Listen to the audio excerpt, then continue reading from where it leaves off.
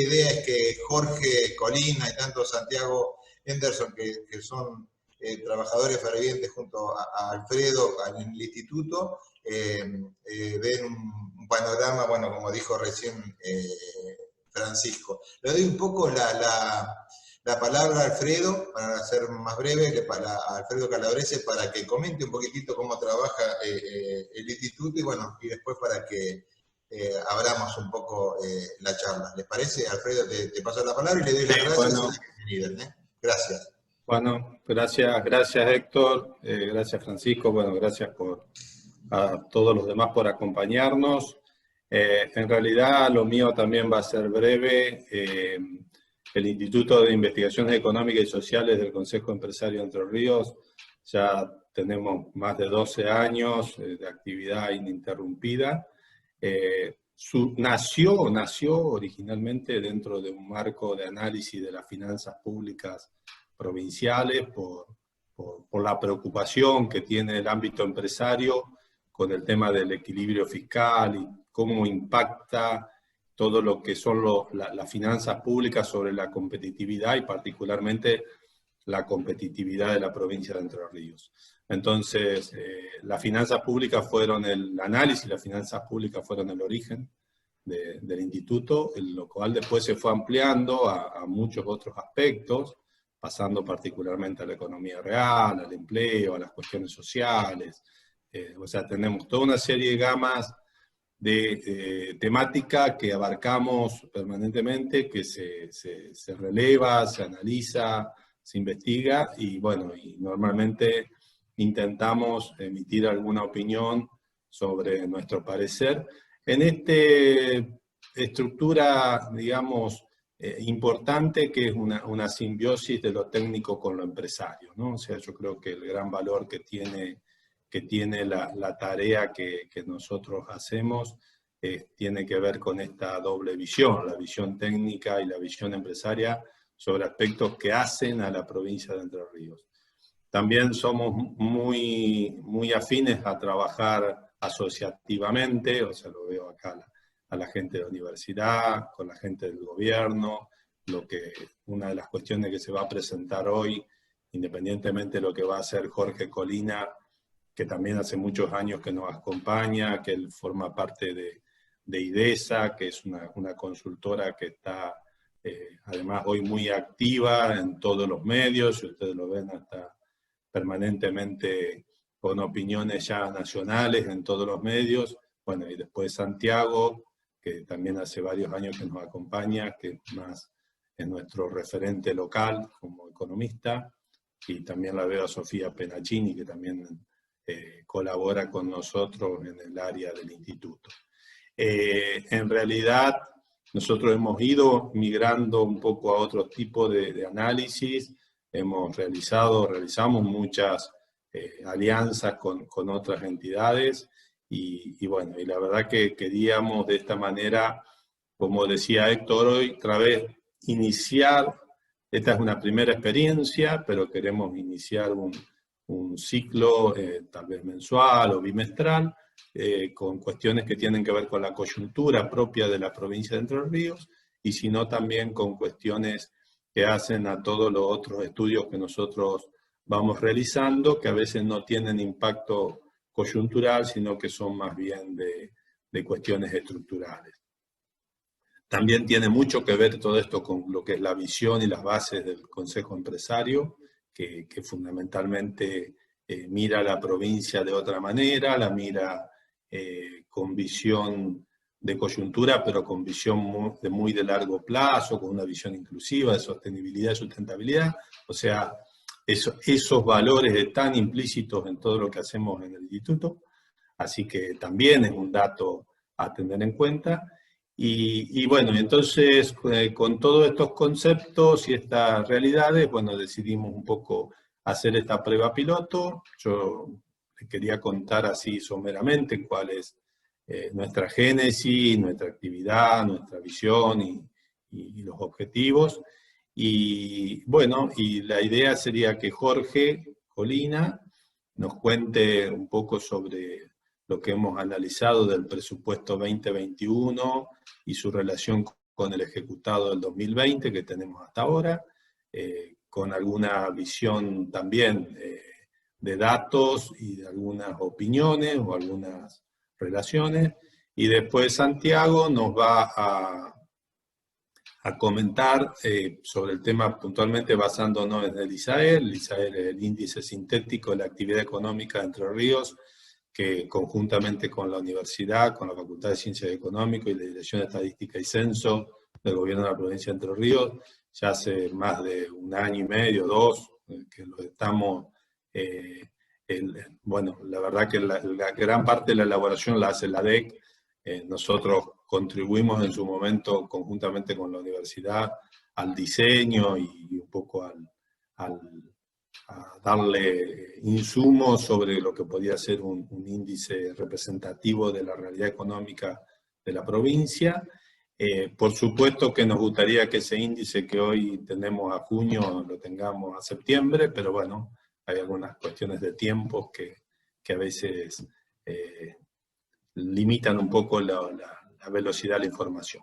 Pero bueno, Santiago después nos va a contar sobre ese índice que tenemos y cómo eso impacta en la actividad económica de la provincia, en un año muy particular, como decía Héctor, y como todos somos conscientes, donde estamos impactados fuertemente por esta emergencia sanitaria, sumado a todas las cuestiones propias que permanentemente tenemos en la provincia de Entre Ríos. Así que bueno, yo agradecerles nuevamente y lo dejo con Jorge Colina, que va a hacer la primera presentación. Gracias.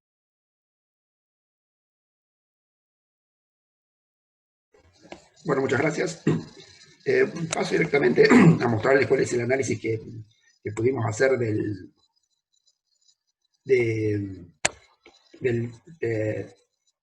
presupuesto 2021 para la provincia de Entre Ríos. Francisco, ¿me dejas compartir la pantalla?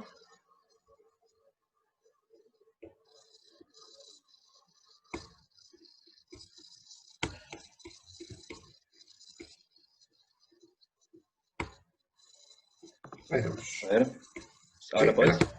Sí.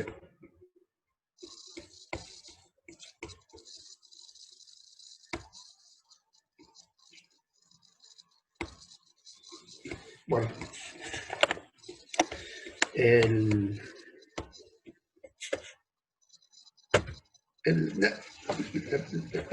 primer panorama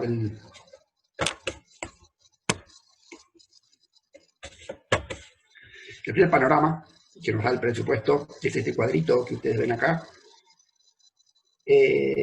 A grandes rasgos, digamos, lo que plantea el presupuesto es que en el año 2021 va a haber un resultado primario positivo de unos 1.000 millones de pesos.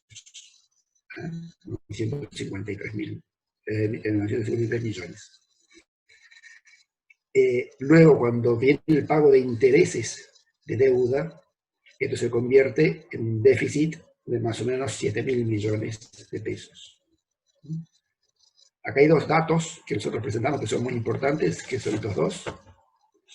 Uno es el tema de que se está planteando más o menos hacer una inversión en obra pública, que es la inversión real directa de unos 20.000 millones. Y por otro lado, el déficit de la caja está también en 20.000 millones. Estas dos cosas vamos a ver que están un poco vinculadas. La deuda que se está planteando para el año 2021 es de 92.000 millones, y esto sería más o menos un tercio de los ingresos que tiene la provincia. Con lo cual uno diría, el tema de deuda no es acuciante. Una limitación que tiene la comparación del presupuesto es que las autoridades económicas de la provincia no presentan la proyección que ellos hacen para el 2020. Entonces se complica comparar 2021 con 2020. Algo que, por ejemplo, las autoridades económicas nacionales sí hacen. Cuando se presenta el presupuesto nacional, el Ministerio de Economía presenta cómo proyectan ellos que termine el 2020 y, bueno, y cómo presupuestan el 2021. Entonces uno puede hacer una comparación más directa. Por esta limitación en Entre Ríos, entonces que vamos a hacer una comparación con los primeros 9 meses del año. Porque nosotros tenemos, ya están los datos de ejecutados hasta septiembre. Entonces agarramos el presupuesto 2021 y dividimos por 2 y multiplicamos por 9, vamos a decir, bueno, el presupuesto a 9 meses. Y ahí comparamos. Y lo que nos sale es que, bueno, los recursos totales van a crecer más o menos 36%, y el gasto primario va a crecer un poco por encima, 41%. La inflación que hay subyacente acá es de 29% para el 2020, que no es, no la define la provincia, sino que la define el Ministerio de Economía Nacional. El Ministerio de Economía Nacional dice, prevemos para el presupuesto nacional 29% de inflación. Con lo cual esto significa que va a haber un crecimiento muy alto de los recursos, bastante por encima de la inflación y por el gasto también. Y lo que trae, fíjense ustedes, el déficit financiero, es que el pago de intereses de deuda se duplica. El año que viene los intereses de deuda van a ser pesados.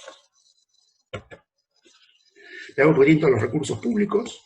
Fíjense ustedes, cuando uno mira qué es lo que más va a crecer en términos de recursos públicos, aparece este número, que es los recursos tributarios nacionales, lo que se llama la coparticipación, porque en definitiva es los ingresos que vienen de la nación de manera automática.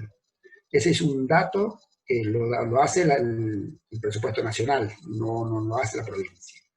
Así, bueno, habrá que ver si eso se cumple. Es posible, digamos, que eso sea así, 46% vaya a ser el aumento de los recursos, o sea, 29, si no más cerca de ese número. Y el otro número que llama la atención acá, por los recursos tributarios provinciales, las autoridades de la provincia le tienen el 34%, y este es el número que llama la atención. En seguridad social, que no crezca prácticamente. Si estamos pensando en una inflación de 29%, que ya baja, que los recursos de seguridad social crezcan 13%, es un gran interrogante.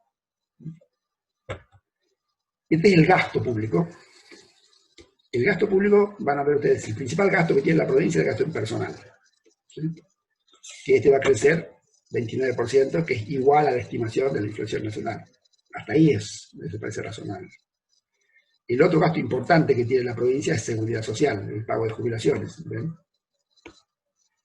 Y acá de nuevo vuelve a entrar el interrogante de si esto va a ser así. Entonces se está planteando un aumento del gasto en seguridad social del 17%, muy por debajo de la inflación, que es 29%, y muy por debajo del gasto en aumento en personal.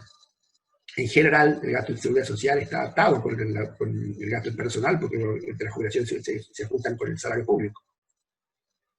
Y además, digamos, se está diciendo del gobierno de que se va a tratar de contener el gasto en personal, fundamentalmente haciendo de que no se tome nueva gente. Cuando alguien se jubila, no se ocupa ese puesto de trabajo para tratar de contener el gasto en personal. Siendo así, sería de esperar de que el gasto en seguridad social todavía el gasto en personal, porque personas que se jubilan y no se renueva su cargo en la planta, significa que está habiendo cada vez más jubilados. De hecho, la propia Caja está diciendo que están creciendo los nuevos jubilados y pensionados crecen a una tasa del 6%. Entonces, o sea, la cantidad de jubilados crece el 6%. Por lo cual, sumado a eso, a lo que se ajustan las jubilaciones, debería dar un incremento mayor que el gasto en personal. Pero supongamos que es 17%, lo que crece solamente. Eso sería como una licuación de gasto previsional. Si esto es así, entonces lo que estaría ocurriendo es esto, que aumenta la obra pública, que se recupera la obra pública. Pasaría de 3.000 millones a 14.000 millones, aumentaría un 400% de obra pública. Eso ya en perreos años verdes. Acá, digamos, hay que decir, digamos, que esto es más o menos el 7% de los ingresos, por lo cual uno debe decir, bueno, la obra pública, el 7% de los ingresos es mucho mejor que el 3% de los ingresos que fue en el 2020. Pero está lejos, por ejemplo, de cerca de un 10, 11% de los ingresos que había en el año 2011. Entonces, ¿va a haber recuperación de la obra pública? Y sería una buena noticia, ojalá que sí. Pero esto en el presupuesto está muy atado a que haya un espacio fiscal dado por la contención del gasto provisional, que no es muy claro en el presupuesto cómo se va a lograr esto. Entonces ahí está la gran duda, el gasto en seguridad social. Para redondear, recuperar la obra pública sin entrar en déficit primario, porque estamos viendo que se prevé para el 2021 un pequeño superávit primario, requiere contener el gasto personal y previsional. Si no, se vuelve el déficit. que fue la constante de la década que pasó. Si nosotros miramos los resultados primarios en la década, sacando el 2010, bueno, fue de la bonanza, siempre fueron resultados negativos. En el 2008 fue positivo, porque en 2007 era de baja inflación, y acá con la crisis cambiaria se aceleró la inflación. Cuando se acelera la inflación, los ingresos públicos crecen más rápido que el gasto público. Y una vez que la inflación se instala, el gasto público crece más rápido que el ingreso. Por eso en el 2019 volvemos al déficit. Entonces, lo que se está planteando para el 2021 es crecimiento, digamos, volver al equilibrio primario, pero asumiendo de que no crece el gasto provisional, porque si crece el gasto provisional, esto va a ser el déficit. Y luego la estimación de deuda. En deuda, digamos, lo que hay que mirar acá es esto que está acá. La mayor deuda es en los títulos públicos, que son en dólares, 40.000 millones de pesos, esto está pasado a pesos, y con las entidades bancarias, que todo, si bien no es mucho, hay que mirarlo porque esta es una deuda de mercado. A diferencia de la que es deuda del gobierno nacional o de los organismos internacionales, en donde es más una deuda política, pero se puede hablar, se puede conversar. Entonces, en definitiva, esto es como decir, bueno, un espacio de tranquilidad tener entre deuda, que es conversable. Esta es la más delicada. Entonces, el tema de deuda pública no es acuciante, pero puede serlo en el mediano plazo si no se revierten los déficits financieros. Déficit financiero que fue la constante en la década. Digamos, aún en el 2018, que había sido de superávit primario, más se mantiene el déficit financiero. Entonces, la sucesión de déficits financieros es el crecimiento de la deuda a niveles insostenibles. No mañana, pero en algún momento vamos a tener un problema de deuda, porque esto significa que los intereses se están capitalizando sobre la deuda. Estamos tomando deuda para pagar los intereses. Obviamente ese no es un camino. No es urgente abordar esto, pero hay que ser siempre muy, muy cautos y hay que alertar sobre este tema. Hay que tratar de ir hacia un escenario de resultado financiero equilibrado, como para decir, no está creciendo la deuda, dado que por lo menos podemos pagar los intereses.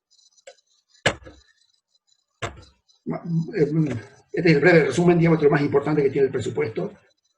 Si quieren, abrimos una pequeña ronda de preguntas, si alguien quiere decir algo, y si no, le damos paso a Santiago para que presente el índice de actividad económica.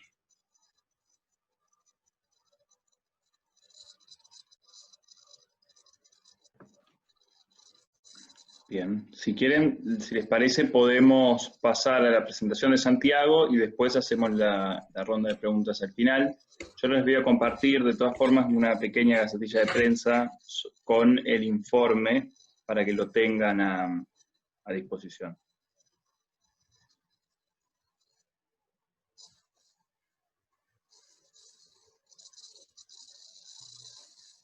Está un segundo, a ver si... ¿Se ve ahí en la pantalla? Sí, se ve bien. Ahí le compartí el enlace de la presentación de Jorge, está en el chat.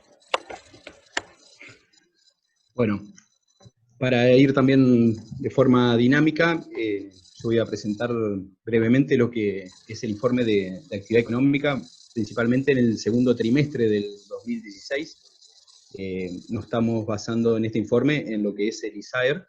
Aprovecho el espacio para también hacer algo de publicidad, así todos lo conocemos y podemos empezar a demandar con un poco más este indicador que es tan útil para seguir la actividad económica, el movimiento de la actividad económica de la provincia.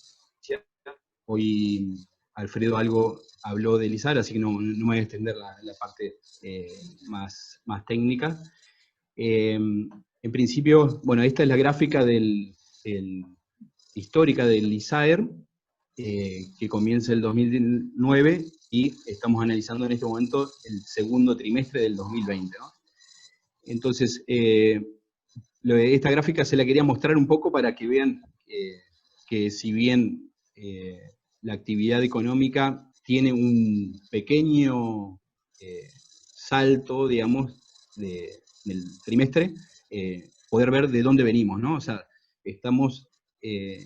venimos de una tendencia negativa, ¿sí? Desde el 2019, con una caída del 6,5%. El primer trimestre también seguimos con esta caída, un poquito menos acentuada, del 5,3%. Así que entramos a la etapa más rígida de lo que fue el aislamiento, digamos, de las medidas de aislamiento, con dos caídas, o sea, con una caída importante del 2019, que ya veníamos desde principios del 2018, y con una caída también del primer trimestre de este mismo año. Así que de esa forma nos encontró, digamos, la pandemia y las medidas que toma el gobierno. En el informe que le vamos a pasar también, ustedes van a ver un poco desagregado lo que es el ISADER, que básicamente utiliza las series o de las actividades más importantes, más representativas de la provincia, y que nos permiten ver de manera mensual, digamos, cómo se comporta la actividad. Entonces, lo que vemos en el segundo trimestre, que es básicamente, bueno, el periodo más restrictivo del aislamiento social, es que el ISADER cae un 13% comparado con el mismo trimestre del año anterior, ¿sí? Casi un 14%. Esta caída está un poco por debajo de lo que cayó el PBI a nivel nacional, o sea, la actividad a nivel nacional. Esto lo vemos básicamente porque las actividades más dinámicas de la provincia que se relacionan con la agroindustria actúan como una forma de amortiguador, y como vemos aquí en las barritas verde, tanto la molienda de granos y la faena avícola tienen un movimiento positivo, ¿no? O sea, con respecto al mismo trimestre del periodo anterior. Ahora vamos a ver un poquito más cómo se extienden en los trimestres anteriores, pero estas actividades, como le decía recién, muestran como una especie de amortiguación en la caída de la actividad global de la provincia. Otra de las series, bueno, yéndonos, perdón, al otro extremo, las actividades que más cayeron fueron lo que está relacionado con, básicamente decimos que es el consumo de bienes de capital, o sea, todo lo que es patentamiento, o sea, la compra de vehículos nuevos, el consumo del combustible, o sea, se ve claramente un 22% abajo. Esto es justamente por la falta de movilidad de las familias y de la gente, digamos, en esos meses. El consumo de gas, que representa, es como una variable proxy a lo que es el consumo industrial, más que nada, de la industria más pesada de la provincia. Y la recaudación también es una variable proxy de lo que sería el comercio, ¿no? En general. Y vemos en el medio una leve caída del empleo, que hacia el final me voy a extender con este tema, que también es muy importante y muy preocupante. Entonces, básicamente, la actividad se ve amortiguada, como decíamos, por lo que es agroindustria, ¿no? Y todo lo que es bien de capital, que es básicamente inversión privada, y todo lo que es consumo de insumos para la industria y comercio, se vieron muy afectadas en estos tres meses, digamos, de ASPO, que entre abril y junio, ¿no? Entonces, como le decía recién, para ver un poquito cómo venían todas las actividades, aquí les muestro cómo se comportaron en los últimos 6 trimestres, perdón, y vemos lo que está pintado en verde, que es básicamente todo lo que está relacionado con agroindustria. El resto de las actividades ya venían, o sea, las variables proxy a las actividades industrial y comercio, ya venían golpeadas del año 2019, que veíamos hoy la caída con que se pronunciaba el índice. ¿sí? Sobre todo, por ejemplo, aquí podemos ver ya patentamiento, todo lo que es o sea, la inversión en bienes durables o consumo de bien de capital, ya venía muy golpeada desde principios del 2019. Así que esto básicamente es para que vean, este cuadrito está en el informe también para que lo tengan. Como decía hoy Alfredo, lo desarrolla, lo elabora la Dirección de Estadística con un apoyo del Consejo Empresario y la universidad a través de la Facultad de Ciencias Económicas. Hasta ahí el índice. Bueno, yo lo que quería hacer como una especie de doble clic o zoom en cada una de las actividades para ver cómo se comportaron en los primeros, en el primer y segundo trimestre. Me voy a centrar en lo que fue faena, todo lo que es la faena. Bueno, como recién veíamos, la faena avícola en el índice está medida, el resto de las faenas no están medidas, pero fíjense el comportamiento, bueno, similar que tienen todas estas actividades, digamos, relacionadas con la ganadería y la avicultura y porcino, ¿no? Básicamente las tres actividades vienen con importantes aumentos en primer y segundo trimestre.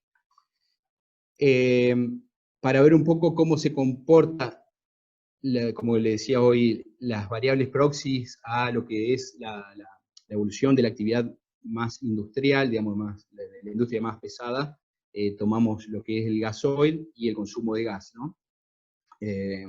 Veíamos hoy que en el índice se veían reflejadas estas dos caídas. Bueno, en el primer trimestre, digamos, hay un pequeño aumento, en el segundo trimestre las dos caen cerca del 9%. Del otro lado, para ver un poco cómo se comporta el consumo más doméstico, ¿sí? O sea, las variables más relacionadas con el consumo doméstico, bueno, vemos cómo el consumo en combustible, nafta básicamente, que es el consumo que se utiliza para la movilidad urbana, vimos que la fuerte caída, fuerte contracción, casi el 50% interanual, ¿no? Siempre de esta variable. La demanda de energía, que aquí está medida, no solo se mide la demanda de consumo energético doméstico, sino también la demanda de energía industrial.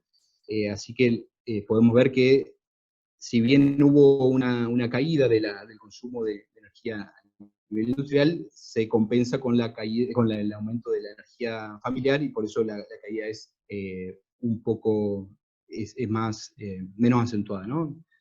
Y el consumo de supermercados, que está medido en términos reales, o sea, desatado limpio de inflación, podemos ver que tuvo un comportamiento también con una dinámica positiva en los dos trimestres. Lo que decíamos hoy, para ver cómo se comportan básicamente las variables relacionadas con la inversión, o sea, la compra de bienes durables, bienes de capital, tenemos aquí 4 variables que fueron el consumo de cemento, que si bien, digamos, ya en el tercer trimestre este consumo ya muestra un signo de recuperación, lo que fueron esos 3 meses, o sea, en ese trimestre hubo una fuerte caída, lo mismo el primer trimestre, ¿no? Lo que es patentamiento de autos nuevos, como veníamos hoy, que ya venía del 2019 en caída, se acentúa en el primer trimestre, y el segundo trimestre, a pesar de la medida restrictiva, tiene una menor caída. La transferencia de autos usados es también una de las que sufre, y patentamiento de motos es una variable interesante también para seguir. Si bien muestra una gran caída, esta es una variable que nos permite ver un poco el comportamiento también de lo que son los empleos más informales y menos calificados. O sea, esta variable, cada vez que empieza a crecer, está correlacionado con la demanda de empleos más informales, ¿no? Eso es una variable para seguir también, cómo se comporta. Estas son todas variables que nosotros vamos siguiendo mes a mes y semestralmente también elaboramos un informe para ver cómo viene la actividad durante el año, ¿no? Y como les decía hoy, la variable que más preocupa es el empleo registrado, es decir, esta variable mide el empleo en relación de dependencia. Vemos que los 2 trimestres vienen con caída, a pesar de las distintas medidas para evitar, digamos, los despidos, digamos, se ha reducido igual el registro del empleo formal, ¿no? Privado en la economía. Y le decía que es una variable que la seguimos con detenimiento, justamente porque, por este gráfico que le mostramos aquí. Aquí estamos midiendo del 2009 hasta mayo del 2020, hasta agosto del 2020, perdón, donde vemos que luego de un periodo de amesetamiento y con un pico ahí en el 2015, que fue el máximo histórico, que se llegó casi a los 140.000 empleos privados registrados. A partir de ahí comienza una tendencia negativa. Estamos cerrando el año casi en los mismos niveles que el 2011, ¿sí? Hay una fuerte retracción. Y si medimos este indicador, en agosto el último indicador, el último nivel fue de 129.000 empleados formales registrados, y si este indicador lo medimos desde marzo, vemos una caída de más de 1.000 empleos, ¿sí? Este número también se van ajustando mes a mes, pero ya es una tendencia, digamos, esta caída que vemos hacia el final de la gráfica. Si lo medimos desde el mismo mes del año pasado, estamos hablando de que ya se redujeron 3.300 empleados registrados, y si lo medimos desde septiembre de 2015, que es el pico aquí del gráfico, estamos hablando de los casi 10.000 empleados registrados por debajo, ¿no? de ese nivel. Por eso, lo que más preocupa es esta tendencia que está teniendo esta gráfica en los últimos 2 años prácticamente, lo cual nos lleva a tener a poner los ojos casi mensualmente a ver cómo se viene comportando. Y bueno, para cerrar, esto les comparto esto lo consensué con Francisco para publicarlo. Es una encuesta que hicimos entre las empresas socias. Un poco la idea era complementar un poco este análisis de ISAR para ver cómo se habían comportado las principales empresas de la provincia. Se le hizo una encuesta a 44 empresas socias para ver cómo se comportó su actividad en el segundo trimestre. Bueno, los sectores más afectados fueron obviamente el turismo, salud, comercio, construcción e industria. Los sectores menos afectados, agroindustria y, bueno, concesionarias. Dentro de todas las socias, las empresas socias tuvieron una performance fuera de lo general, ¿no? Fuera de lo global, como veíamos hoy en el índice. Y las relacionadas con lo financiero.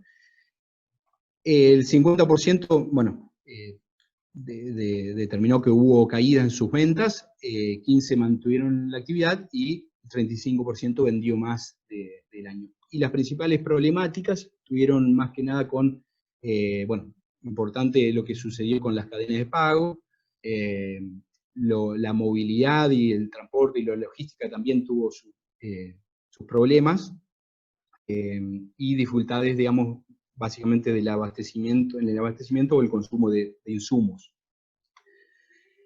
Y el 50% pudo acceder a créditos o a medidas que tomó el gobierno, como créditos a MIPYMES, y 30% adhirió a los programas ATPM, ¿no? Donde se realizaba un complemento del salario para no reducir el nivel de empleo. Así que, bueno, ese básicamente es un análisis que venimos haciendo, lo hacemos trimestralmente, y la actividad la seguimos mensualmente con publicaciones semestrales.